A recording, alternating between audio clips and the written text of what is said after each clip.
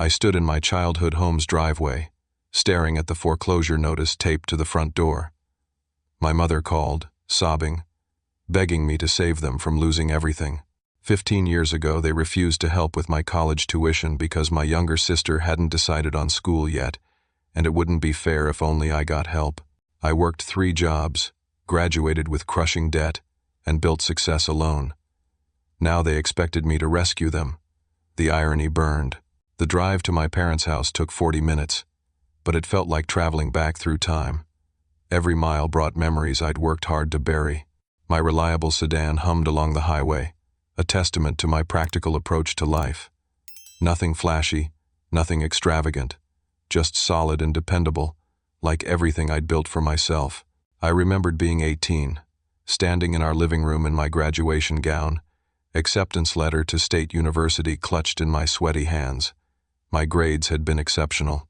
I'd worked for this moment, stayed up late studying while my friends partied, volunteered, led clubs. The letter represented everything I'd earned. My father owned a small accounting firm back then. Business was good.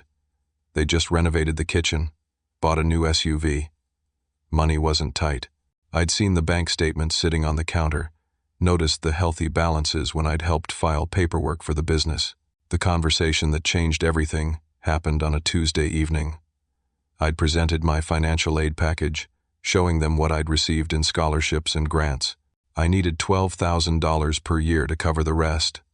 $48,000 total over 4 years. A manageable amount for them, I'd thought. My father set down his newspaper. My mother stopped loading the dishwasher. They exchanged a look I couldn't read. "Your sister is only 16, my mother said. "She hasn't decided about college yet. We need to be fair to both of you." I didn't understand at first. Holly was 2 years behind me, struggling to maintain a C average, more interested in boys and shopping than academics. She'd never mentioned college.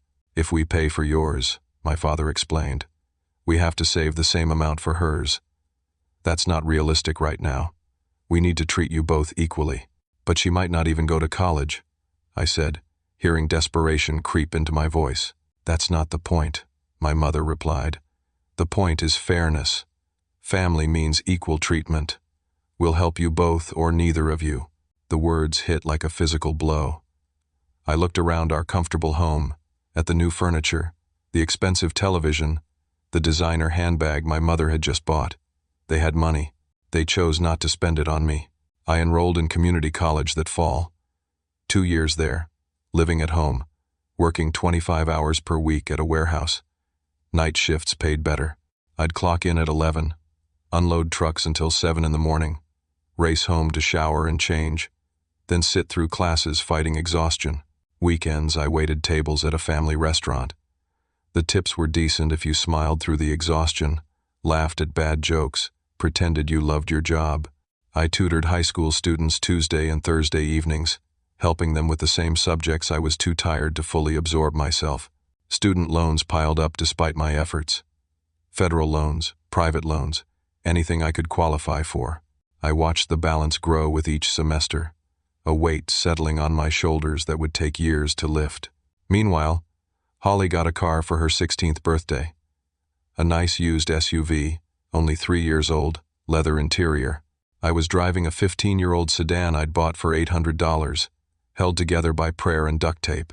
She complained the SUV wasn't new. I said nothing. After community college, I transferred to State University. Another 4 years because I could only manage part-time enrollment while working full-time. My classmates were younger, talking about spring break trips and summer internships. I was calculating whether I could afford both textbooks and groceries that month. I called home once, 3 years in, crying. I'd been accepted to a summer program that could jumpstart my career, but it was unpaid. I needed $2,000 to cover living expenses for those 10 weeks. I was desperate. Dad said business was slow. Mom said they were struggling. They couldn't help. I declined the opportunity, worked double shifts at the warehouse instead. 6 years after starting, I finally graduated. Bachelor's degree in marketing, $60,000 in debt. The average starting salary in my field was $38,000. I did the math. It would take forever to dig out. I got an entry-level job at a decent marketing firm.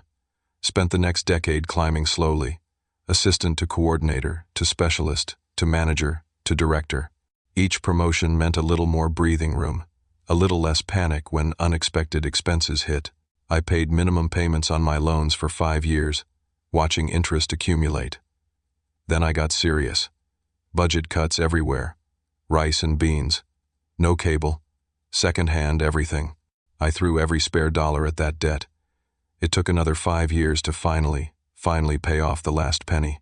During those years, contact with my parents dwindled. Calls on Thanksgiving and Christmas. Brief visits twice a year, where we made awkward small talk and pretended everything was fine. They asked about my job. I gave vague answers. They never apologized. I never asked for one. Holly never went to college. She worked retail at various stores, bouncing between positions every 6 months. Didn't like the hours, didn't like the manager, didn't like the commute. Always a reason. At 28, she still lived with my parents, paying minimal rent when she remembered. Now, I was 33. Senior marketing director at a respected firm, comfortable salary, good benefits, money in savings for the first time in my life. I'd earned every bit of it through sacrifice and determination. Nobody handed me anything. I pulled into the driveway and saw the changes immediately. The house looked worn, paint peeling on the shutters, grass overgrown. The mailbox tilted at an odd angle. My parents had always been meticulous about maintenance. This was new. The foreclosure notice was printed on bright yellow paper, impossible to miss. Bold letters announced the bank's intention to sell the property in 30 days if payment wasn't received. My stomach twisted. I rang the doorbell. My mother opened the door, and I barely recognized her. She'd aged dramatically since I'd last visited 6 months ago. Hair completely gray now, deep lines around her eyes and mouth. She looked smaller somehow, diminished. She burst into tears the moment she saw me. "Ken, thank God. Thank God you came." I stepped inside. The house felt cold despite the summer heat. My father sat in his recliner, staring at nothing. He'd lost weight. His clothes hung loose on his frame. "Dad," I said. He looked up, and I saw something I'd never seen before. Fear. "We need your help," he said simply. I sat down on the couch. The same couch from my childhood, now stained and sagging. "Tell me everything." The story came out in fragments. The accounting firm had failed 3 years ago. Competition from online services, younger accountants offering lower rates, my father's refusal to modernize. Clients left slowly at first, then all at once. They'd burned through their retirement savings trying to keep the business alive. Mortgaged the house, maxed out credit cards, borrowed from friends who stopped calling. Then came the part that made my jaw clench. 2 years ago, Holly had a business idea, an online boutique selling curated fashion. She just needed startup capital. My parents invested everything they had left. "How much?" I asked. My father wouldn't meet my eyes. $90,000 total, over 18 months. The boutique failed within 8 months. Wrong inventory, poor marketing, no understanding of the market. Holly shut it down and moved on to the next idea that never materialized. Now they owed $85,000 on the house, which was worth maybe $200,000. They were 62 and 60 years old. Social Security wouldn't start for a few years and wouldn't cover rent anywhere decent when it did. I felt something shifting inside me. Sympathy, maybe. They looked genuinely desperate. They'd made terrible choices, but they were my parents. They'd raised me, fed me, housed me for 18 years. Maybe I owed them something. Then Holly walked in from the kitchen. She held a Starbucks cup, logo visible. Designer purse over her shoulder, the kind that cost $600 minimum, manicured nails. New iPhone in her other hand. She looked up, saw me, and her face lit up. "Oh, good, you're here," she said cheerfully. "So you'll take care of this, right?" I told them you would. You always were the responsible one. I stared at her. "How do you afford all that?" She glanced down at her purse like she'd forgotten she was holding it. "What, this?" "I have a boyfriend who takes care of me. Derek's super generous." But you're broke, I said slowly. She shrugged. I am. But this is family stuff. You're supposed to help family. That's what you do when you have money and they don't. The sympathy I'd been feeling evaporated instantly. I stood up. I need time to think about this. My mother reached for me. Ken, please. We have 30 days. I'll call you, I said, already heading for the door. I drove home in silence, hands gripping the steering wheel too tight. Rachel was on the couch when I walked in, my girlfriend of 2 years, the best thing that had ever happened to me. How'd it go? She asked. I told her everything. She listened without interrupting, her expression growing more concerned as I talked. When I finished, she was quiet for a moment. Ken, I know it's complicated, but they're your parents. You can afford to help them. Maybe this is a chance to heal old wounds. I looked at her in disbelief. You think I should give them $85,000 after they refused to give me $12,000 when I needed it? Not $85,000, she said carefully, but something. A down payment on an apartment maybe. Help them get stable. We argued for the first time in our relationship. Really argued. She came from a family that helped each other constantly, sometimes to a fault. Her brother had borrowed money 3 times and never paid it back. She saw it as normal. I saw it as enabling. We went to bed angry, lying on opposite sides of the mattress, miles apart.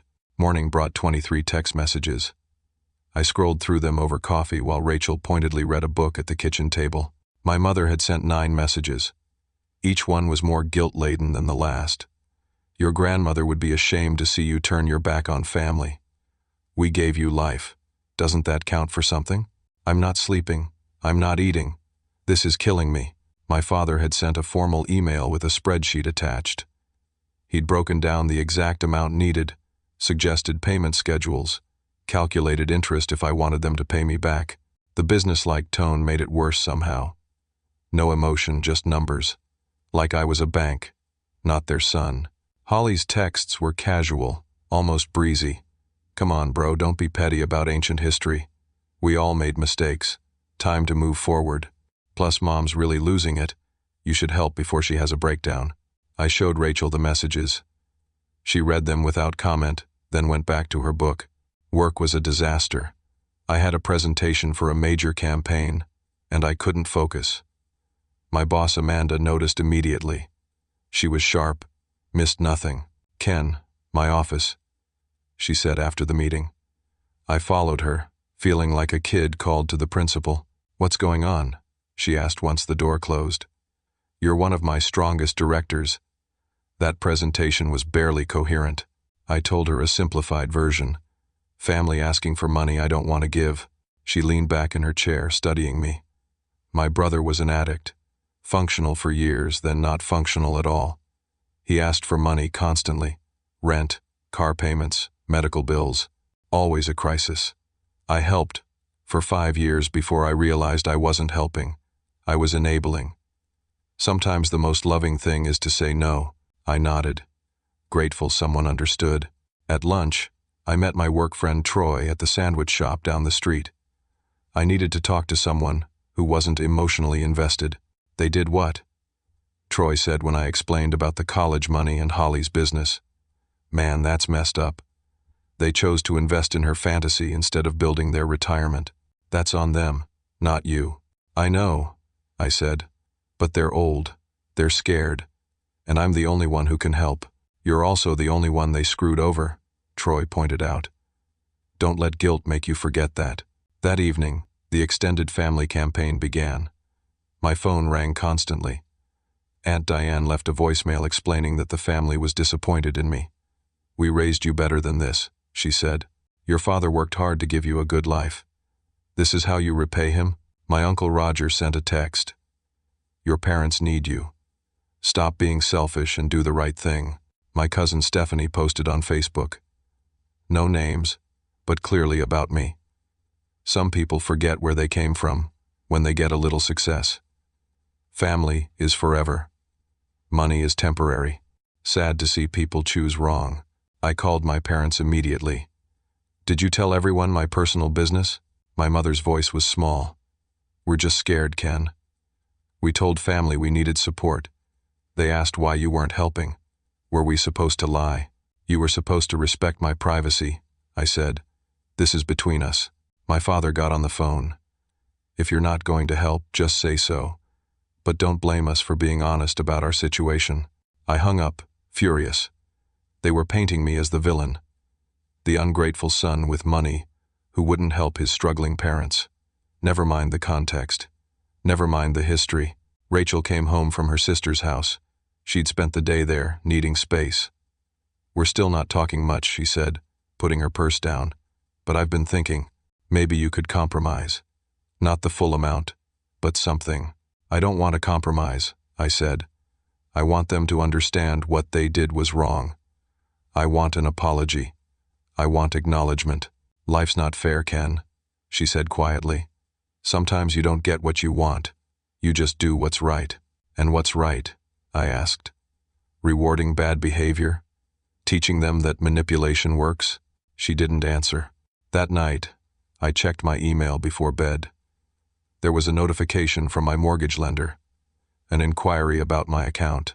Someone had called asking about my home equity, my loan balance, my available credit. My blood ran cold.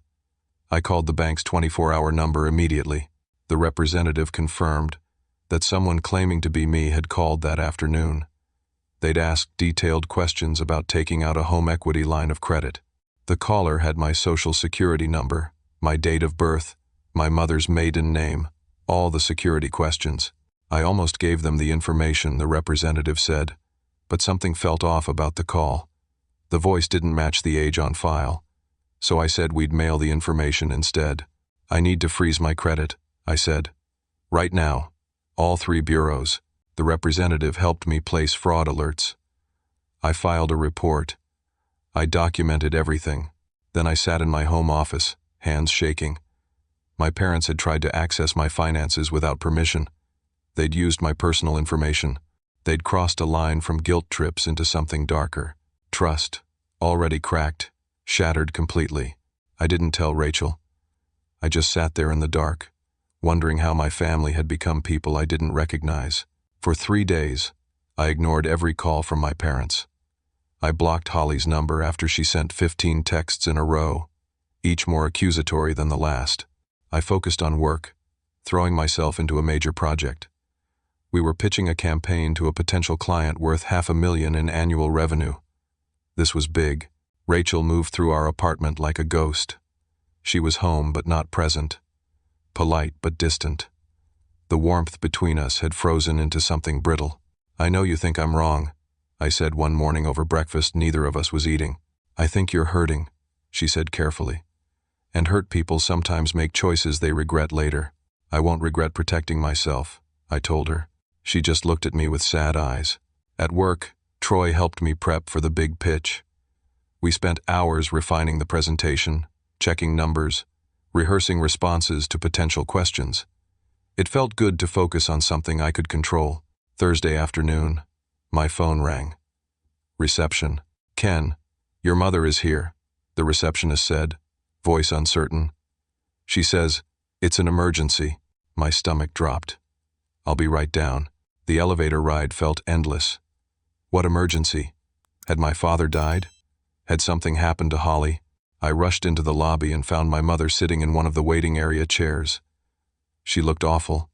Hair uncombed, clothes wrinkled. She was clutching her chest. Mom, what's wrong? She looked up at me with watery eyes. I can't breathe right. My chest hurts. I think something's wrong with my heart. Terror overrode everything else. We're going to the hospital. Now. I told reception I was leaving, grabbed my mother, and drove straight to the emergency room. I called my father on the way. He said he'd meet us there. 4 hours in the ER. Tests and more tests.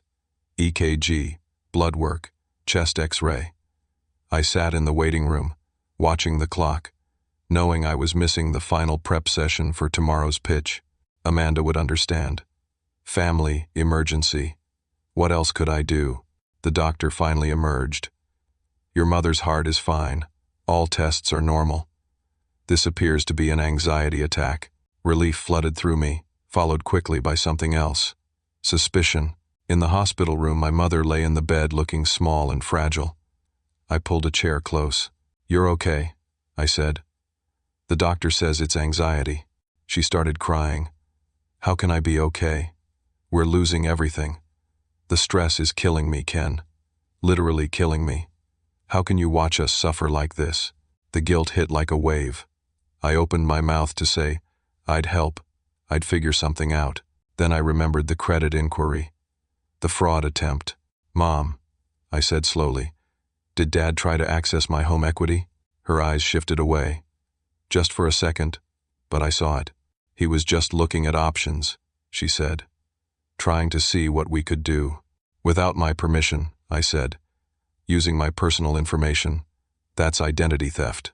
"You're his son," she said, voice rising. "What's yours is family's. That's how it works." "That's not how it works," I said, standing up. "That's illegal. That's fraud." We sat in silence. She wouldn't look at me. I drove her home, neither of us speaking. When we pulled up to the house, Holly's car was there, and an expensive BMW I didn't recognize. Inside, Holly was showing her phone to a man I assumed was Derek. Resort photos, palm trees, and beach chairs. She was laughing. "Planning a vacation?" I asked, my voice colder than I intended. Holly looked up, no shame on her face. "Derek's taking me to Mexico next month." "Isn't it beautiful? You're planning vacations while asking me to save our parents' house?" Her expression hardened. "My life doesn't stop because they made bad choices. Besides, Derek's paying for it. None of your business." Derek stood up. He was tall, well-dressed, expensive watch catching the light. He looked at me with a smirk. "Family drama? Sounds like someone's bitter about being the workhorse." Something in me snapped. I turned to my parents. "You see this?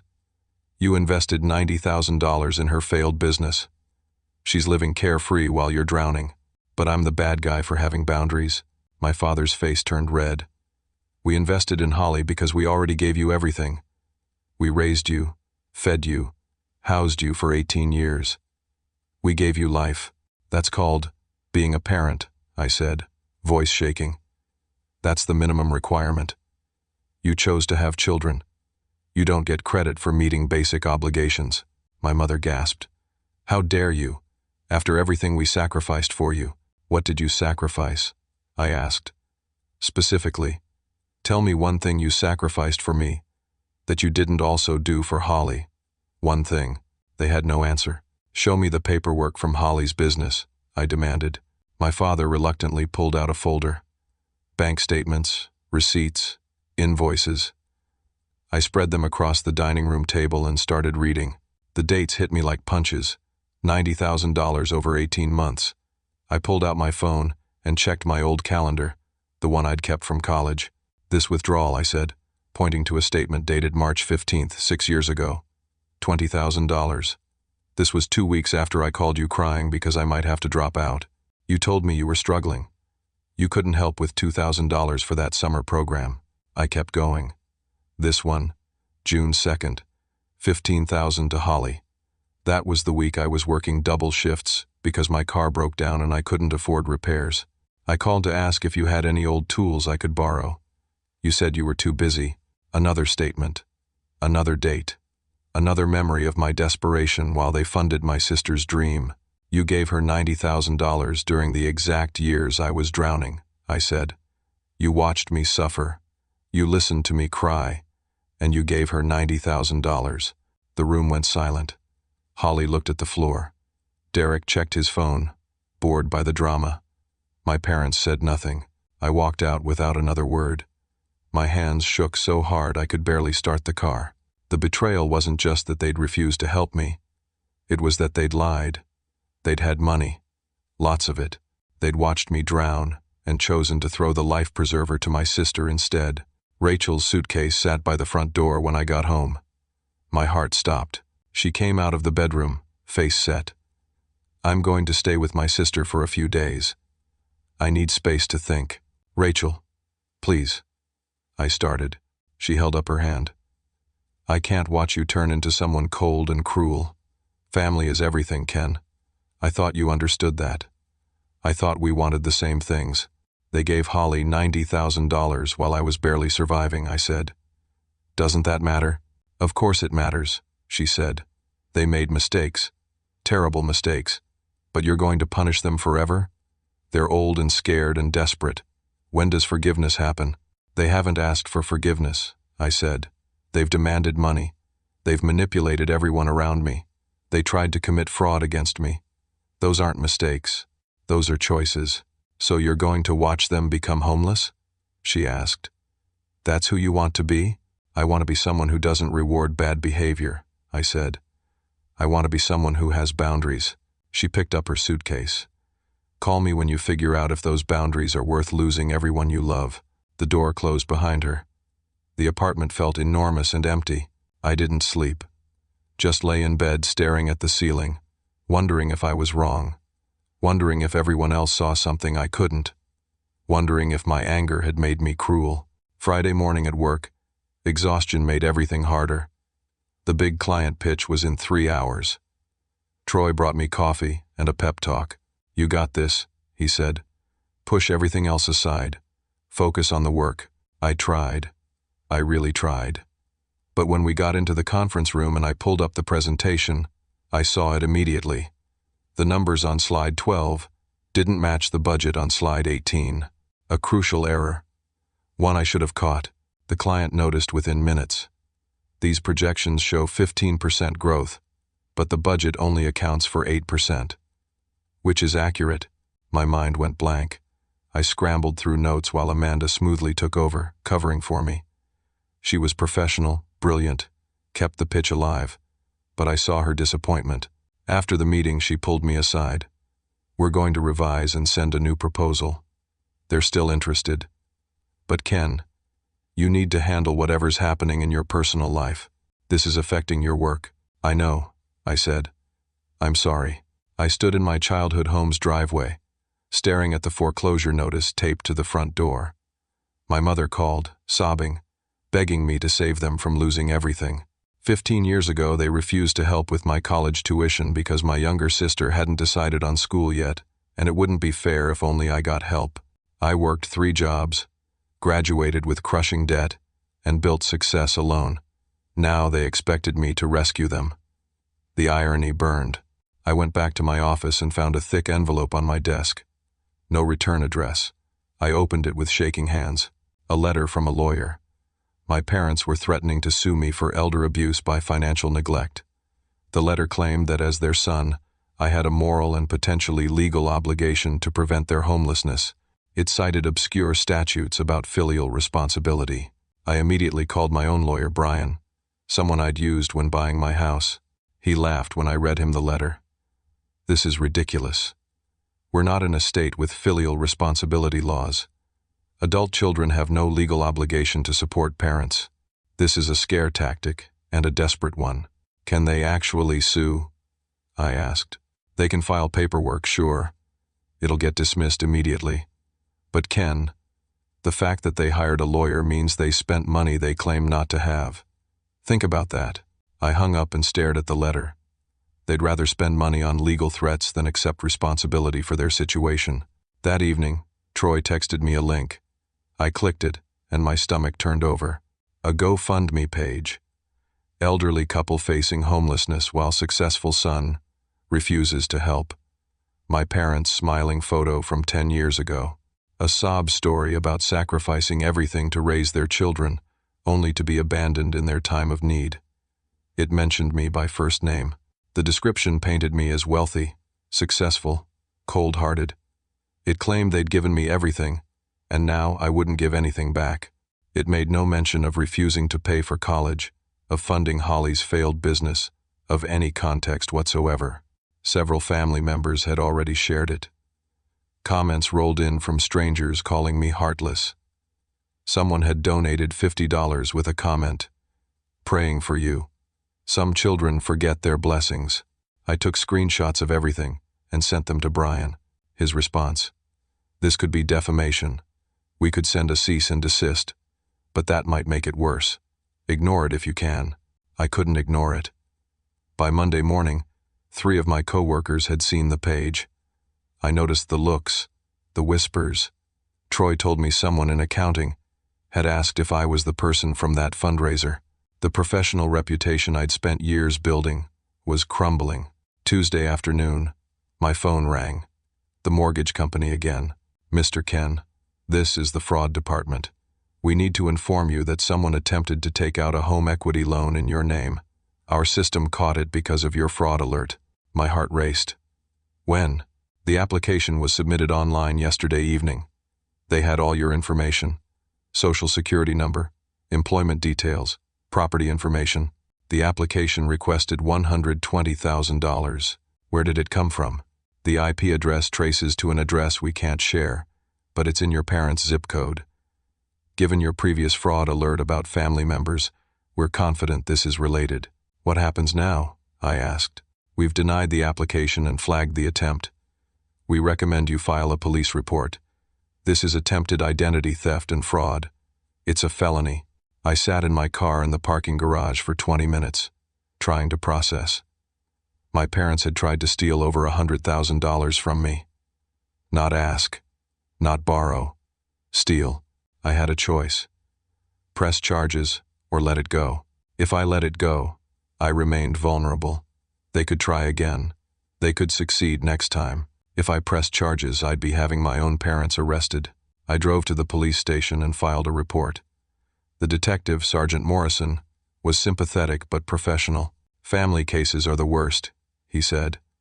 But what they did is a felony. You're doing the right thing, protecting yourself. I don't want them arrested, I said. I just want it documented. I want them to know there are consequences. I'll pay them a visit, he said. Sometimes that's enough to stop the behavior. The foreclosure deadline was 12 days away. Wednesday morning, I drove to my parents' house with Sergeant Morrison following in his patrol car. I'd barely slept in 3 days. My hands shook as I knocked on the door. My father answered, saw the police officer behind me, and went pale. We need to talk, I said. Inside, my mother was in her bathrobe despite it being nearly noon. She saw Morrison and started crying immediately.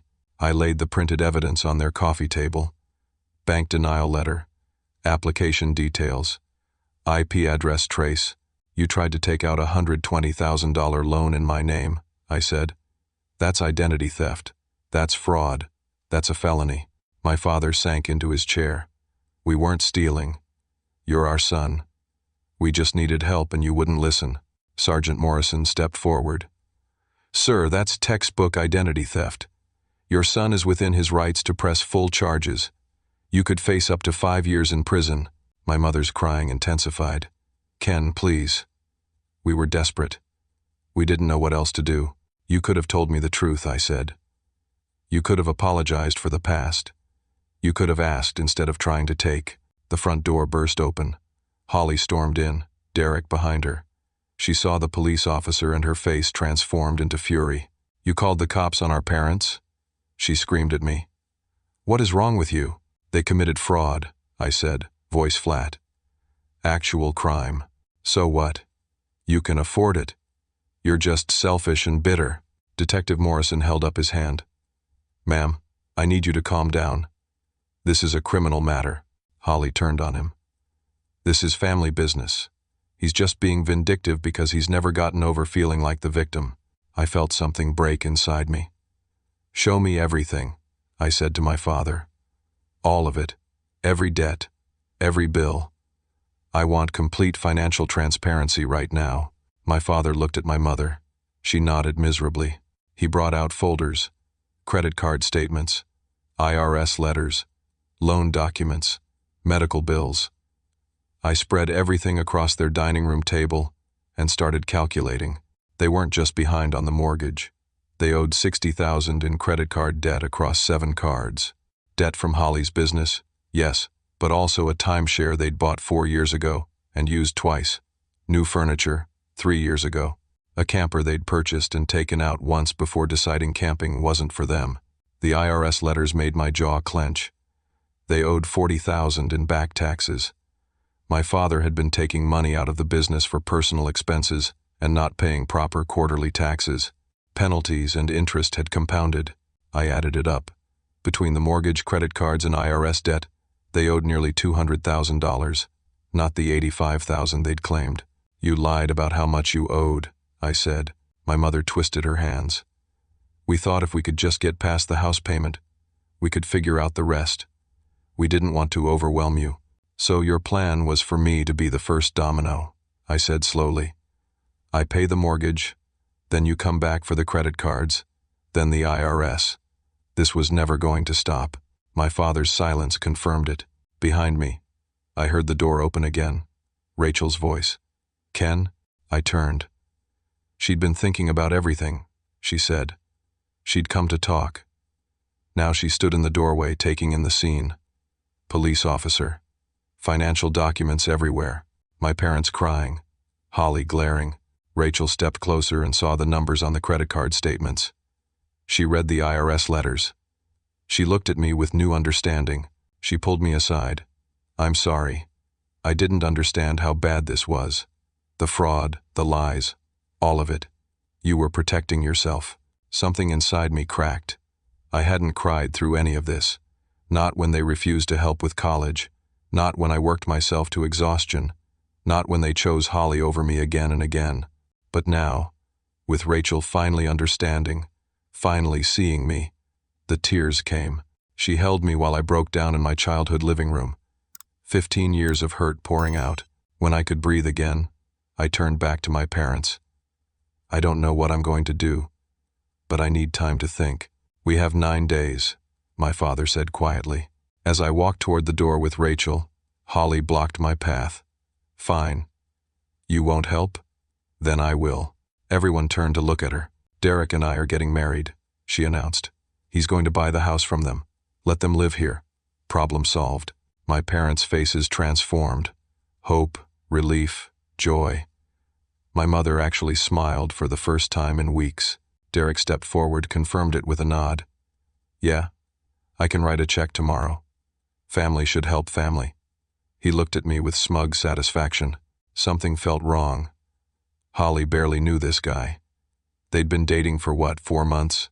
Holly, I said carefully, you don't know him well enough to make this kind of commitment. Unlike you, she shot back. I actually care about our parents. And Derek cares about me. We're getting married next month. My parents were crying grateful tears now, hugging Holly and Derek, thanking them over and over. I left with Rachel and Sergeant Morrison. In the driveway, Morrison stopped me. That felt too easy, he said. Rich guy swoops in to save the day. Watch out for your sister. I will, I promised. But as I drove away, I felt relief mixed with dread. I was off the hook. But at what cost to Holly? 3 weeks passed in strange calm. Derek bought my parents' house for $180,000. Under market value, but enough to clear the mortgage with some left over. My parents used that extra to make minimum payments on credit cards, bought themselves a little breathing room. Holly and Derek had a quick courthouse wedding, small ceremony. I wasn't invited. Holly told my parents I wasn't welcome. Rachel encouraged me to reach out anyway, try to repair things. I sent a card. Got no response. Work stabilized. We'd revised the proposal for the big client and won the contract. Amanda promoted me to senior director. The raise was substantial. For the first time in my life, money stopped being a constant source of stress. Rachel and I started looking at engagement rings. Things felt like they were finally falling into place. Then my phone rang at 11:30 on a Friday night. Holly's name on the screen. I almost didn't answer. But something made me pick up, sobbing, incoherent, gasping for breath. Holly? What's wrong? Ken, she managed. I need help. Please, I need help. Where are you? Hotel. Exit 47 off the interstate. Room 214. Please come. Please. I'm coming. Stay there. Rachel was already grabbing her purse, pulling on shoes. We ran to the car. The drive took 45 minutes. I broke speed limits, heart pounding.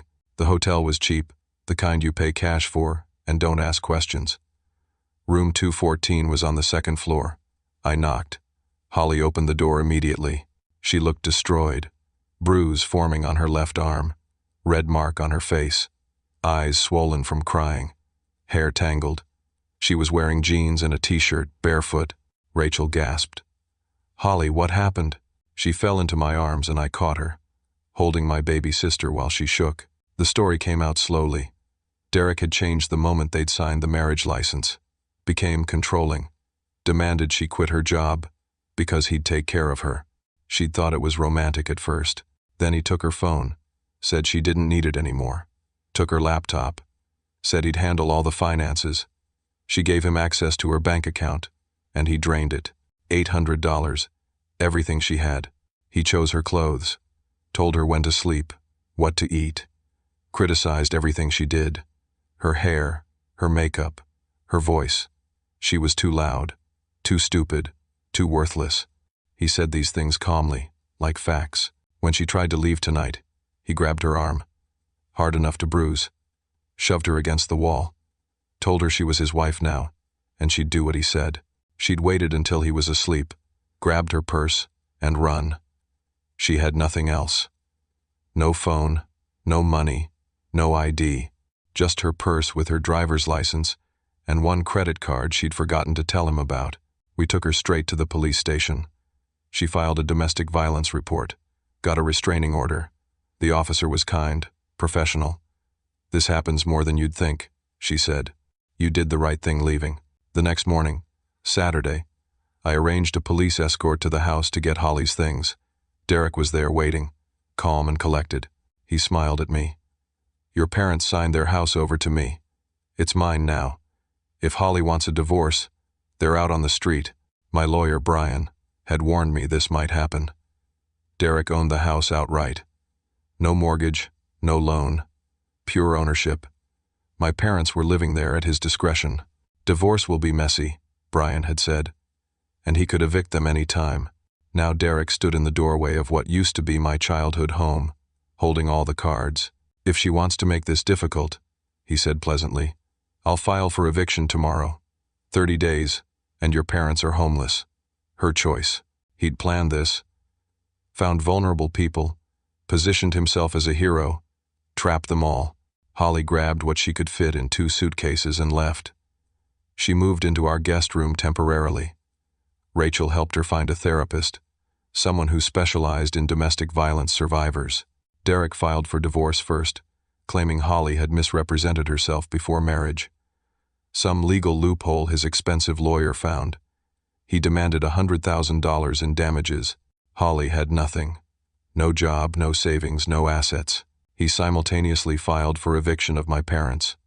30 days to vacate. I met with Brian again. Can he do this? Legally? Yes. He owns the property. Morally? He's a predator. But that doesn't matter in housing court. My parents called me. For the first time, they weren't demanding. They were begging. "I know we've done everything wrong," my father said. "I know we failed you. I know we don't deserve your help. But please, please don't let us be homeless." My mother couldn't even speak, just cried. Holly stood next to me, listening to the call. "I can't watch them on the street," she whispered. "But I understand if you won't help." Rachel squeezed my hand but said nothing. This was my decision. I looked at my sister, bruised, traumatized, broken. I looked at Rachel, the woman I wanted to marry. I thought about my parents, flawed and desperate. I thought about Derek, smug and cruel. I'd built my entire adult life on the principle of boundaries, of not rewarding bad behavior, of making people face consequences. Those principles had protected me, made me strong. But maybe strength wasn't just about holding boundaries. Maybe it was also about knowing when to extend grace. Or maybe I was just tired of carrying anger. I made my decision. I'd help, but on my terms, non-negotiable terms. First, I hired a tough lawyer to deal with Derek. Not Brian, who was nice but too gentle. I found someone with a reputation for crushing people like Derek. Her name was Janet. She was 60 years old, had been practicing family law for 30 years, and had the warmth of a glacier. Perfect. "Derek wants money," I told her. "Give him an offer." She negotiated hard. Derek got to keep the house, could sell it, and keep all proceeds. In exchange, he'd drop all claims against Holly. Clean divorce, no alimony, no damages, nothing. He'd be out of our lives forever. Derek accepted. He'd gotten what he wanted. Money.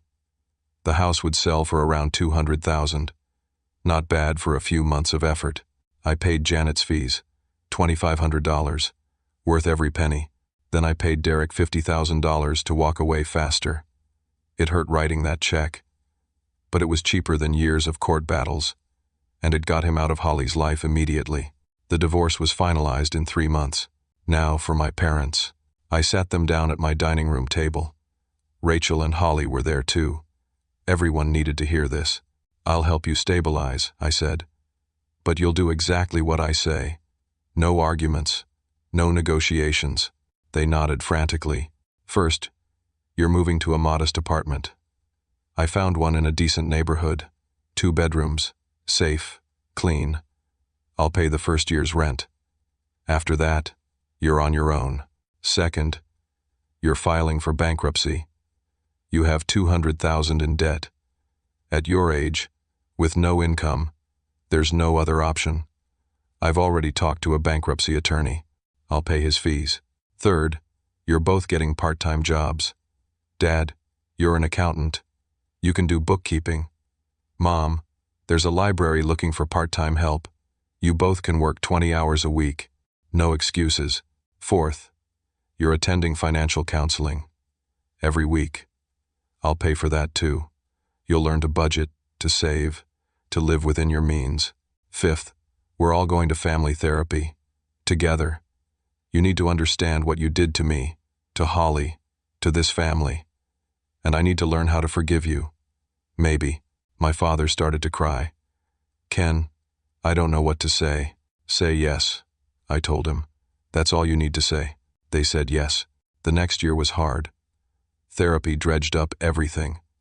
My parents had to sit and listen to how their favoritism had damaged me, how their choices had set Holly up for failure, how their entitlement had poisoned our family. My father finally admitted something in a session 6 months in. "I think I resented you. You were so capable, so independent. You didn't need me. Holly did. It felt good to be needed." My mother added her own confession. "I was so worried about being fair that I was actually profoundly unfair. You suffered because you were strong enough to suffer. That's not fairness. That's cruelty." The apologies weren't quick. They weren't easy. But slowly, they became real. My parents moved into the apartment, got their jobs. My father actually enjoyed the bookkeeping work, doing it for small businesses that couldn't afford a full-time accountant. My mother loved the library, helping people find books, reading to children. They learned to budget, attended counseling, paid off what they could after bankruptcy discharged most of the debt. They started paying me back in small increments. $50 here, $100 there. I'd told them they didn't have to. They insisted. Holly got therapy for the abuse. Moved into her own small apartment after 9 months with us. Got a job at a healthcare company doing administrative work. Started rebuilding her life, her confidence, herself. One evening, about 18 months after everything fell apart, she came to dinner at our apartment. "I owe you everything," she said. "I was spoiled and entitled and cruel. You sacrificed everything, and I mocked you for it. I'm sorry. I don't know if I can ever make it up to you." "You're making it up to me now," I told her. "By building a real life. By becoming someone I can be proud of," she cried. But they were good tears this time. Rachel and I got engaged 6 months after Holly's divorce was finalized. We planned a simple wedding. Nothing extravagant. Just the people we loved. I invited my parents. They were appropriately grateful. They'd changed. Not completely. Old habits die hard, but enough. They were trying. The wedding was beautiful. Small ceremony in a garden, 50 guests. Holly was a bridesmaid. She'd started dating someone new, someone kind who made her laugh. At the reception, my father pulled me aside. We stood under string lights, music playing in the background. "I robbed you of an easier young adulthood," he said. "I can't give you those years back. But watching you succeed despite us, not because of us, that's when I realized what strength really looks like." I'm proud of you. I should have said that 30 years ago. I nodded, unable to speak for a moment. Thanks, Dad. My mother found me later, pressed an envelope into my hand. Open it later, she said. Inside was a check for $5,000 and a note. We've paid back this much so far. We'll keep going until we've paid back everything. Not because you need it, but because we need to do it. Love, always. As Rachel and I danced our first dance, I looked around. Troy was there, Amanda from work, good friends who'd supported me through everything. Holly, laughing with her new boyfriend. My parents, watching with genuine love. Rachel had helped me choose our first dance song. I'd picked it deliberately. The singer crooned about doing things his own way, living without regrets. Rachel smiled up at me. You saved them by not saving them. You know that, right? I thought about it. If I'd bailed them out immediately, what would they have learned? Nothing. They'd have kept making bad choices, kept expecting me to fix everything. The pain of consequences had forced them to change. Sometimes love means letting people face what they've created. Sometimes the most loving thing is to say no, until they're ready to hear yes, on healthy terms. You're right, I told her. And it was worth it. Later, standing at the edge of the dance floor, champagne in hand, I reflected on everything. People talked about fairness like it meant equal distribution. My parents had wanted to be fair to Holly by not helping me. But real fairness isn't about giving everyone the same thing.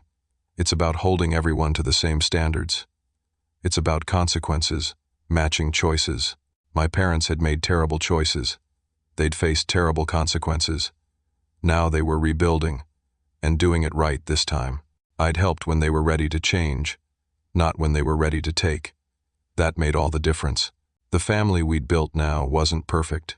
We still had hard conversations, still worked through resentment and hurt, but it was real, built on truth instead of obligation, on boundaries instead of guilt, on respect instead of expectation, and that was something worth celebrating.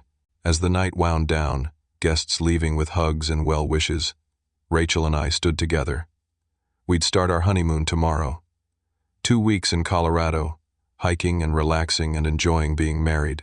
I thought about the scared 18-year-old I'd been, standing in my parents' living room with that college acceptance letter. If I could go back and tell him anything, what would I say? Maybe this. The hard path teaches you things the easy path never will. The struggle builds muscles you'll need for battles you can't see coming. And sometimes the people who hurt you most can still become people you're glad you didn't give up on, but only if they're willing to change. And only if you're willing to protect yourself while you wait to see if they will. I'd protected myself, set boundaries, demanded accountability, and in the end, it had saved all of us. Rachel kissed my cheek. Happy? Incredibly, I said. And I meant it. The debt from my college years was long paid off. The emotional debt my family owed me was being paid off too, slowly but surely. And the life I'd built, the person I'd become, was mine, earned through hardship and determination. Nobody had handed me anything, and that made everything I had more valuable. As we drove away from the reception, heading home to pack for our honeymoon, I felt something I hadn't felt in years, maybe ever. Peace. Not because everything was perfect, but because everything was real, honest, built on a foundation that would hold, and that was more than enough. Now I want to hear from you. Have you ever faced a situation where family expected you to sacrifice yourself for their mistakes? How did you handle it? Did you help, or did you hold your boundaries?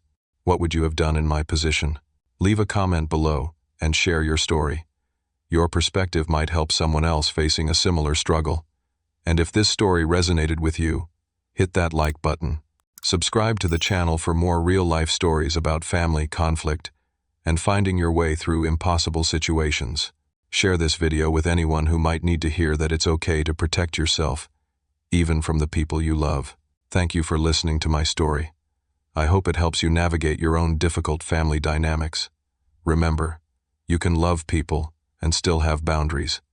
You can care about family and still protect yourself. And sometimes the most loving thing you can do is let people face the consequences of their choices. Take care of yourselves out there. Until next time.